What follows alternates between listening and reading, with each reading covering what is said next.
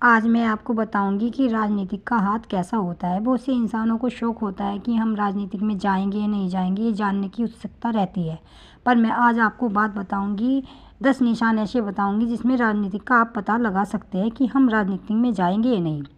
पहला, आपका अगर बृहस्पति, ये आपकी बृहस्पति की उंगली होती है, अगर इसके नीचे आपका ये त्रिभुज का निशान है, पहला आपका ये निशान आपको बताता है कि आप राजनीतिक में जा सकते हैं। दूसरा, अगर आप सूर्य पर्वत पर अगर सीधी खड़ी लाइन हो, स्पष्ट बिना कटे, तो ये आपका दूसरा निशान होता है। ठीक है।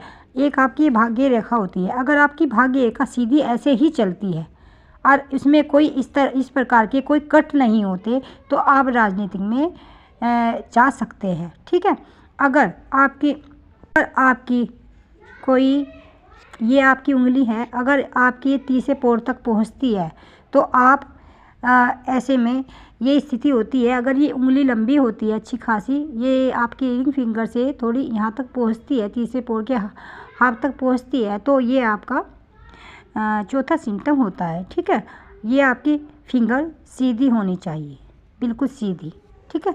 ये भी आपकी सीधी होनी चाहिए। और अगर आपकी ये अंगूठा है, ये अगर अच्छा खासा लंबा हो और ये उंगली के इस पोर तक जाता है, ये आपके 3 पोर हो गई। अगर आपका ये दूसरे पोर तक पहुंचता है लंबाई में, तो ये आपका एक सिम्टम और बैठता है। ठीक है।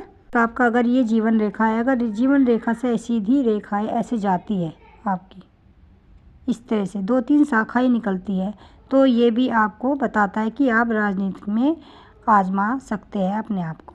अगर आपकी ये मस्तिष्क रेखा होती है, अगर ये सीधी चलती है, ये ऐसे झुकाव नहीं लेती, चंद्र पर्वत की तरफ झुकाव नहीं लेती, मंगल पर्वत तक चलती है, तो ये भी आपको बताती है कि आप राजनीतिक में आजमा सकते हैं अपने आप को। ठीक है।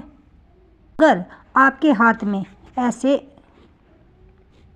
ये निशान कहीं पर भी हो, खास करके ये सूर्य पर्वत पर भी हो सकता है, आपका यहाँ पर भी हो सकता है, बृहस्पति के नीचे भी हो सकता है, और बीच में भी हो सकता है, और मंगल पर्वत पर भी हो सकता है।